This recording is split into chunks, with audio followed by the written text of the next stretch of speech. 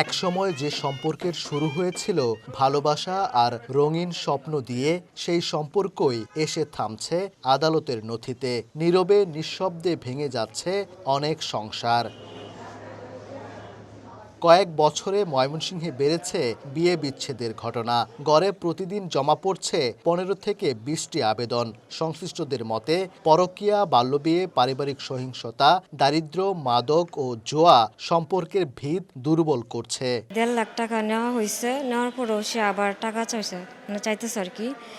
পরে এইভাবে অনেক টাকা নেওয়ার পরে আর কি করব, তখন আমার বাচ্চা পেটে থাকার অবস্থায় সে আমাকে বাড়ি থেকে বের করে দিচ্ছে। আমার বাবা মা বিয়ে দিছিল, ভালোর জন্য দিছিল, তো এখন তো সে ভালো না, হ্যাঁ অন্য এক মেয়ের দিকে তার নজর। বিভিন্ন মেজর ইস্যু সহ ছোট ছোট কারণেও তালাক হয়ে যাচ্ছে।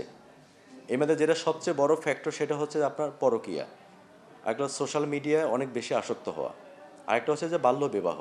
বিয়ে বিচ্ছেদের কারণে সন্তানের ভবিষ্যৎ যেমন পড়ছে অনিশ্চয়তার মুখে, তেমনি নেতিবাচক প্রভাব পড়ছে সমাজেও। তাই বিচ্ছেদ কমাতে সচেতনতার পাশাপাশি পারিবারিক মূল্যবোধ ধরে রাখার কথাও বলছেন বিশ্লেষকেরা।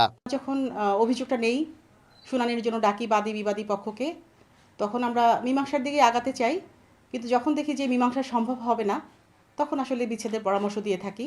নিজেকে যদি মোরাল ভ্যালুসটা বজায় রাখতে পারে, আমার মনে হয় সেক্ষেত্রে বিবাহ বিচ্ছেদটা কমে যাবে।